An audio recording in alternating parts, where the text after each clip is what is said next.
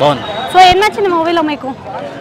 India గురించి and వాళ్ళ natural acting. అంటే జనరల్ గా మనం చూస్తున్నట్టే స్టార్ స్టోరీస్ ఉంటాయి, ఇండియా పాకిస్తాన్ స్టోరీస్, అలానే అనిపించిందా మీకు స్టోరీ కూడా? లేదు, భారతదేశం అంటే ఇండియా గురించి ఇది ఒక యాంగిల్ తీసుకొచ్చారు. అంటే సాయి పల్లవి కోసం చూడొచ్చా సినిమా, లేకపోతే hero and heroine DSP song అని బీజిఎం? ఓకే, అంటే స్టోరీ మొత్తం లవ్ స్టోరీ తోటే తిరిగిందా లేకపోతే లవ్ అండ్ ఇండియా గురించి కూడా?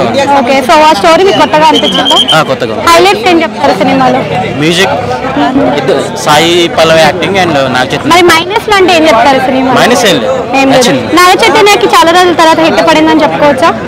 బాగా కష్టపడ్డారు.